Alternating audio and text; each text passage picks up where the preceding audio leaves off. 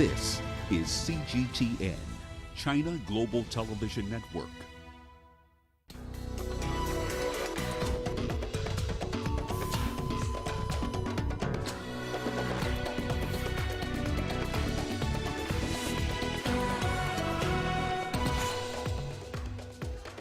Sudan medics say death toll from Wednesday's protest has risen to 16, even as police deny they fired on protesters. Protests spread in Europe against COVID restrictions as governments battle a new surge of infections. And where does Africa stand as some parts of the world begin vaccinating children against COVID-19? Hello and welcome to Africa Live. As always, great to have you with us. I'm Richard Nta, live in Nairobi. And for those of you joining us from across the continent and around the globe, we thank you for joining us. Let's take a look at other stories making headlines this hour. Also coming up, as the world marks Children's Day, South African authorities grapple with rising numbers of underage mothers. And in sports, the one-year countdown begins for the 2022 FIFA World Cup in Qatar. Once again, welcome to Africa Live. Great to have you along with us. Let's begin in Sudan, where the Sudanese anti-military activists called for mass protests on Sunday as medics report the death toll from Wednesday's protest has risen to 16. The Independent Central Doctors Committee said a teenage boy died Saturday from gunshot wounds sustained on Wednesday, though Sudanese police have denied opening fire on protesters. It was the deadliest day of protests so far since the military takeover last month, which ousted the government and detained civilian leaders. According to the Doctors Committee, at least 40 people have now died in protest over the past 4 weeks. And we earlier spoke to our correspondent, Naba Muad'Din, who is in Khartoum. Thanks, Jonathan. Yes, there is more protests are planned to take place in Khartoum and even in different Sudanese states, more than 15 states. There is also a spontaneous protest. It's not organized, but it's spontaneous, reacting to the excessive use of violence and the killings of the protesters. For example, yesterday, after Friday prayers, people went and rallied in the streets spontaneously in different places like Omdurman and Bahri and other cities in Khartoum and also other states. And also during the night time, people also protested and put barricades to block the access of heavy vehicles of security forces. And security forces use tear gas and live ammunition to disperse people. So yeah, we will see more escalation and more protests, and a bigger protest, a March of Millions, is organized to take place on November 25th. The military gives all the time, it gives the promises, and the military said they will release the Prime Minister Abdullah Hamdok and other political detainees for days. But protesters didn't see anything, and protesters also are rallying not only for releasing Abdullah Hamdok due to the protest groups. They are protesting to restore the civilian-led government, yes, led by Abdullah Hamdok, but the main point is to see civilian-led government and to see the military out of the political scene. This is the demands of the protesters. Regarding the violence, the military said they have they don't have any relation with what happened, and they accuse a third party of using the political turmoil to make people angry and to make a situation between the military forces and protesters. European governments are facing public pressure as they try to bring in increasingly restrictive measures against COVID-19. Healthcare systems are struggling as case numbers soar once again. But new lockdowns and calls for more vaccinations are being met with protest. Natalie Carney reports from Munich. The mayor of the Dutch port city of Rotterdam condemned what he called an orgy of violence following a night of protests against the government's COVID-19 response. Police fired water cannons and warning shots at several hundred rioters who torched cars, set off fireworks, and threw rocks. 7 people were wounded and more than 20 were arrested. The Dutch government wants to legalize the right of businesses to restrict entry to people who've been vaccinated or those recovered from COVID-19. Demonstrations are expected on Saturday against similar government plans in Switzerland, Croatia, and Austria.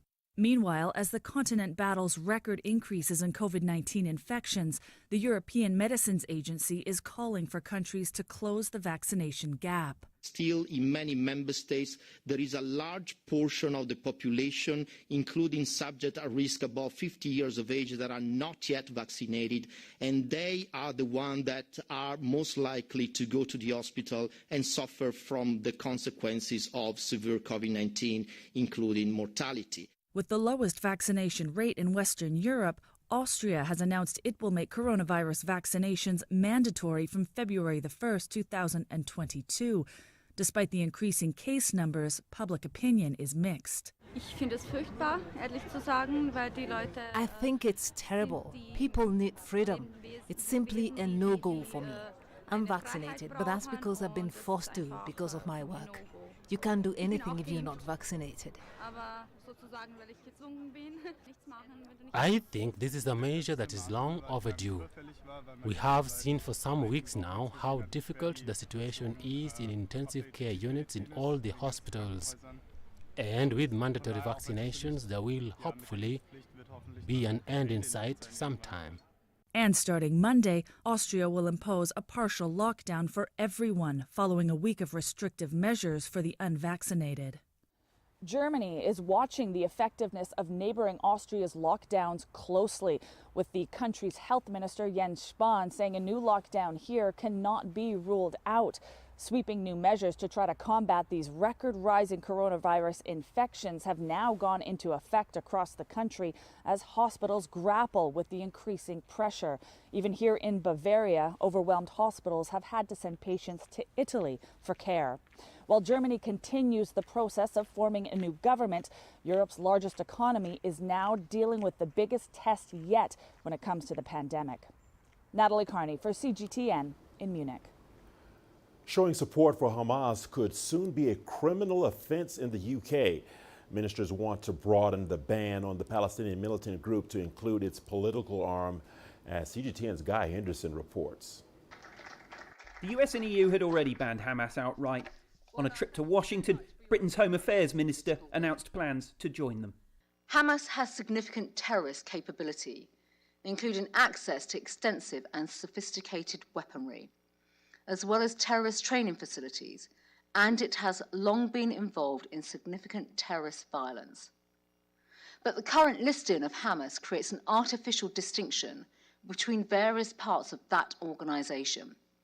It is right that that listing is updated to reflect this.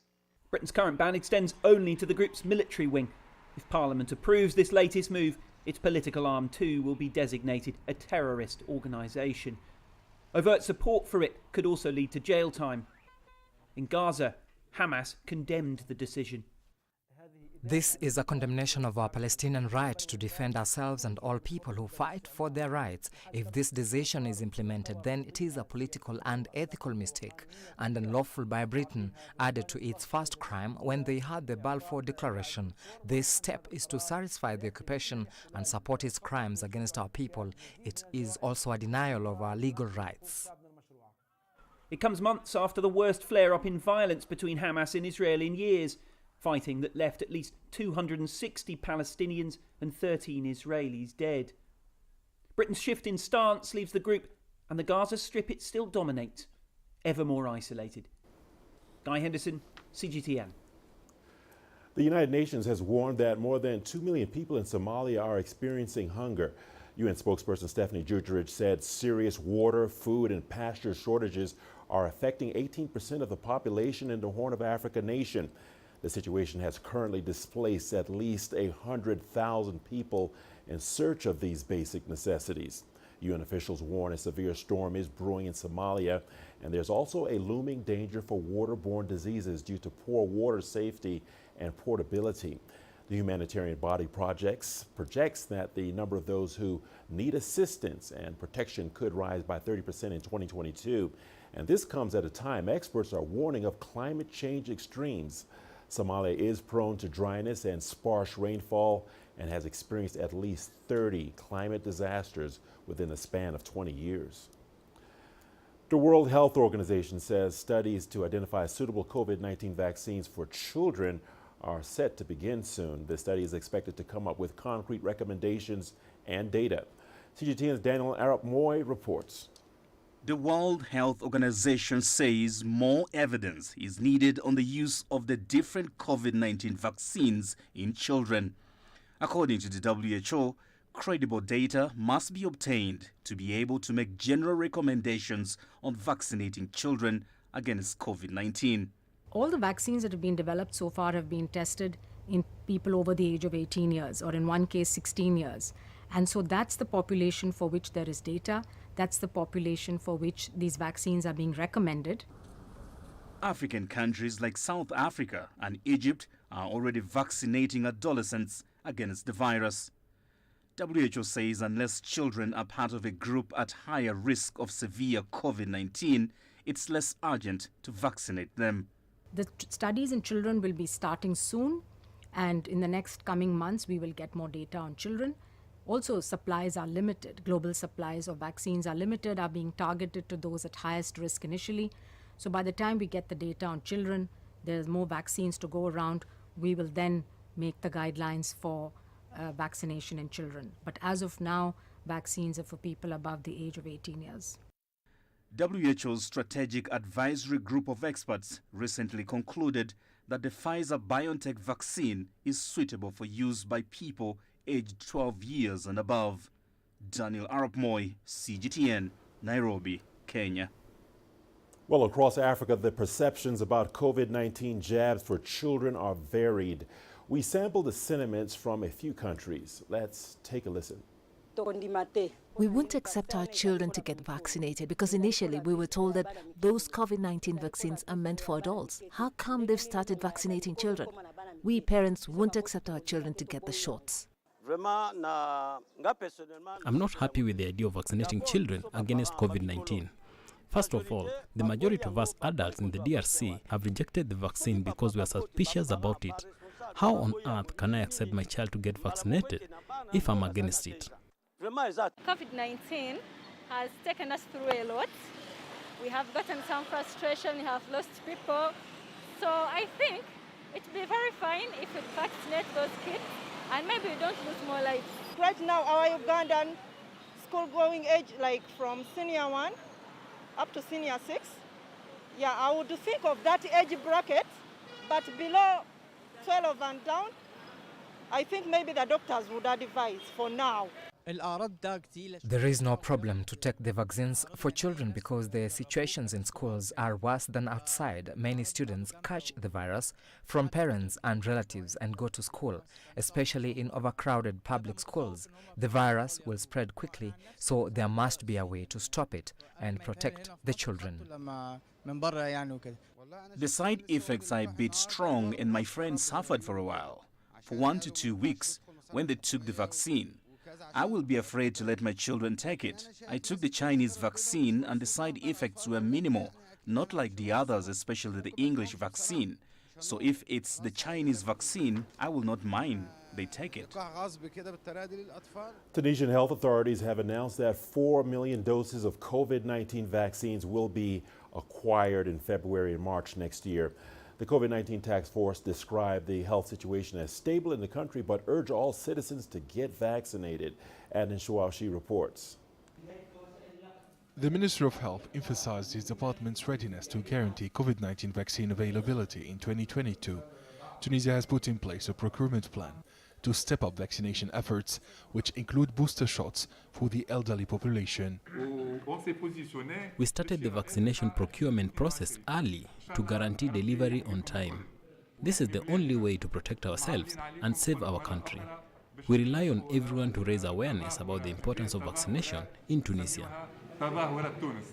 The health department said demand for COVID-19 vaccines is on a decline in Tunisia. The government called for a massive turnout on the 7th open vaccination day.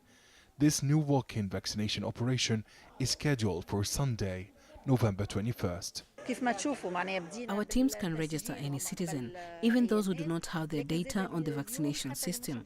We encourage all Tunisians to visit the nearest vaccination center at any time during the open vaccination day. The vaccines are safe and efficient. We can guarantee the fluidity and good organization of the operation.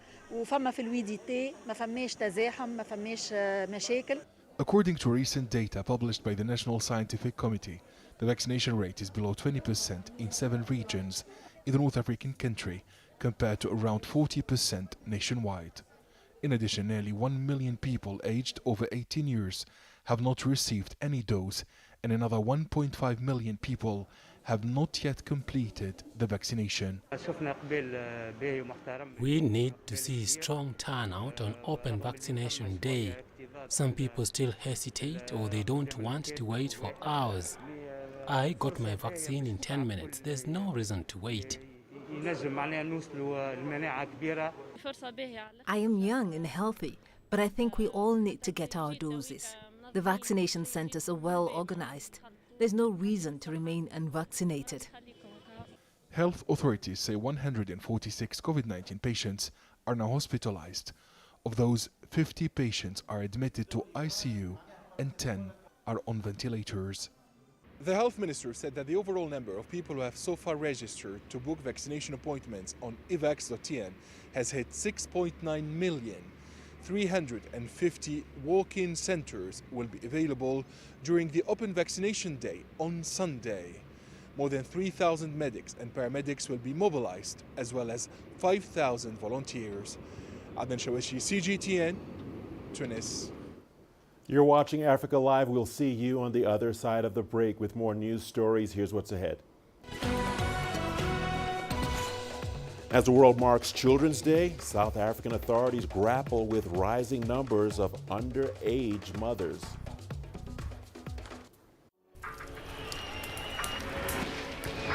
So this is it. I'm just about to be shot. Tents here, bottles are being thrown as they do so. There are about 3 critical bridges here in Malawi. That's one of them. We're going to cross that bridge. As you can see behind me, police forces who are replying with gas. Gas just came in. Tear gas, so it's all begun now. Divisions leading the charge into West Mosul have brought us here. Just got to be careful here with some gunshots. This is where most of the fighting has been concentrated. Is the front line now after 9 days of fighting? We're about 2 to 3 kilometers from the front line. Within clear view of this front line position.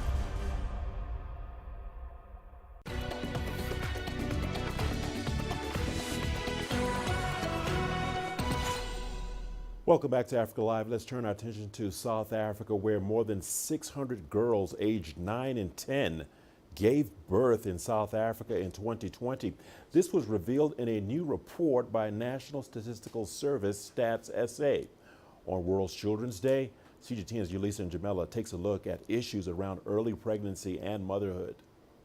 According to Statistics South Africa, around 900,000 babies were born in 2020. Of those, 34,587 were born to girls aged 17 and younger. Education authorities have expressed shock at these numbers. It's a concern. Every year we get to be exposed to these statistics, and every time we call upon society to take care of the children. Child protection is everybody's business.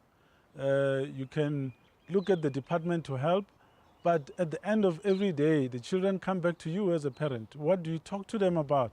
The Stats SA report asserts that early pregnancy and motherhood creates a greater risk in terms of maternal complications, resulting in low survival rates of babies.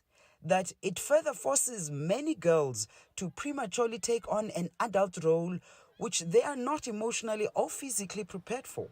Some social justice organizations are pointing the fingers at the education department. They're saying education officials are simply failing the children. Society is failing its own children. The children don't belong to schools. They belong to their parents. They belong to South Africa. We all need to play a role in protecting them. The education system is doing everything it can. Every day in the classroom, we teach life skills, life orientation. where we talk about sex and sexuality and how to avoid these things, how to delay sexual activity. Sometimes parents themselves come and say we must not talk to their children about sex and sexuality. What do you do in that case where a parent says, not with my child, I will talk to my child myself. But once they fall pregnant, they say the department did not do anything. So it can be true, it cannot be fair, it cannot be correct that the education system is failing. It remains unclear whether these children were impregnated by their peers or adult males. The last time we spoke to the police about this, they said themselves that they were shocked because no one is reporting. Only the statistics shock us, but the real situation on the ground, which we encounter on a day-to-day basis, we do nothing about. And that's the problem. So we need to act. We have never seen anyone saying we are organizing a protest against teenage pregnancy. No one is protected. There's no outrage. Even these stats are going to be discussed for a week or two. After that, it's life back to normal, and we can't accept that.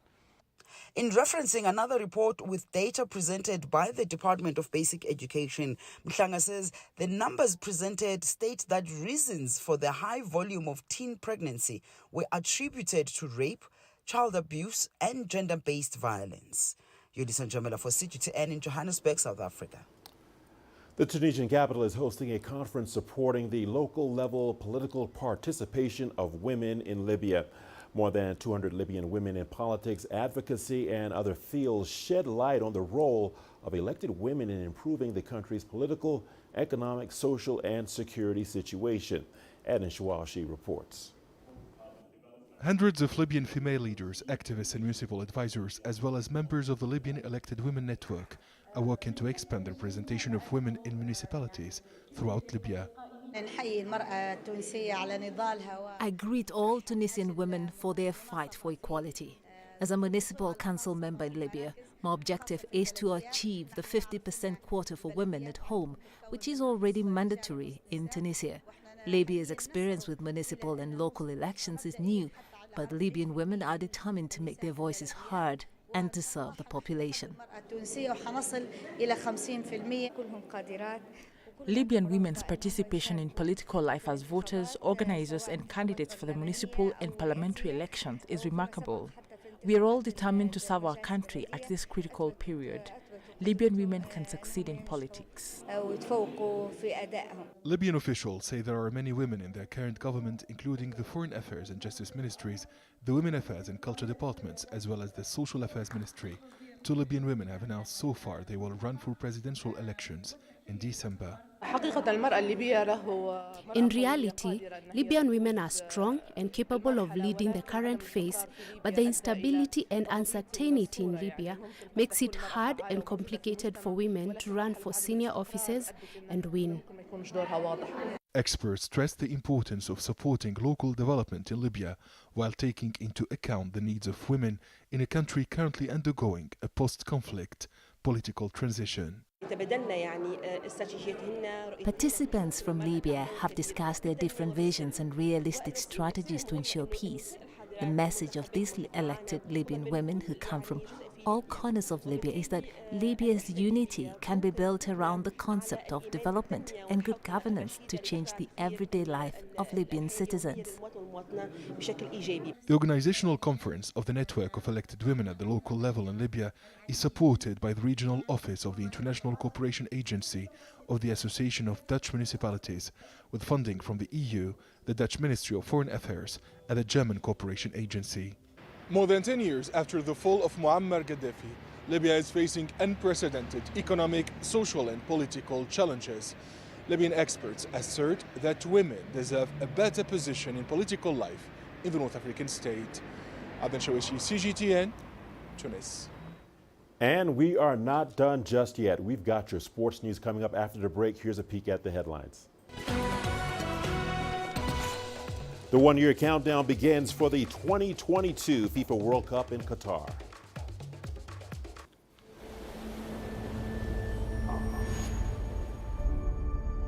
How would you create your legend? On the fields, on the tracks, in the arenas of Africa. Were you born to be a player? Could this moment be yours?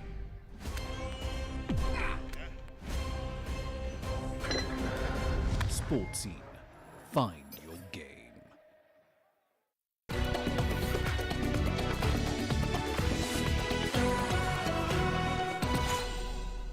Well, welcome into Sport on Africa Live. Let's begin with the local organizing committee of the 2022 FIFA World Cup in Qatar, putting final touches to stadiums as the one-year countdown beckons. Sunday will mark a year to go until the opening match of the tournament that will be played for the first time in a Northern Hemisphere winter.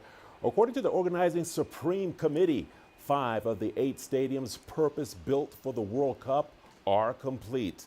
The opening match is due to take place in the 60,000 capacity Al Bayt Stadium on November the 21st next year. All fans attending matches must be fully vaccinated against COVID-19, and the qualifying process for the tournament continues around the world. Spectators were allowed in for the first time at the Beijing Olympic test events. Over 100 residents watched the Full Luge World Cup Yangqing men's singles at the isolated spectators plaza after showing their health QR codes and passing the temperature checks. All fans had their masks on and were advised to avoid shouting, cheering, and singing. The International Olympic Committee announced that in September that only spectators living on the Chinese mainland will be allowed to purchase tickets and attend in-person events at the 2022 Winter Olympics next February. Well, let's shift gears to motorsport now. And 7-time Formula One champion Lewis Hamilton put his Mercedes on pole position for the inaugural Qatar Grand Prix with a dominant display under the floodlights in Doha on Saturday. The defending champion was first out of the pits for the final flying effort and set an eye-opening time of 1 minute 20.82 seconds for his 102nd career pole.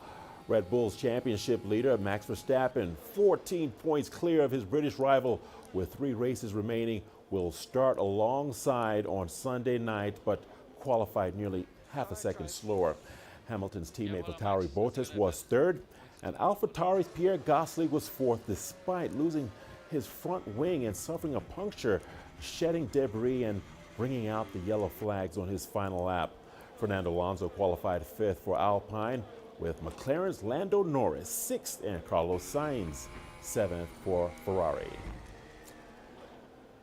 Well, I guess that's it for this edition of Africa Live. Remember, you can send us your feedback to the contacts on the screen and follow us on digital media platforms. For the team, I'm Richard Nta saying thank you so much for watching.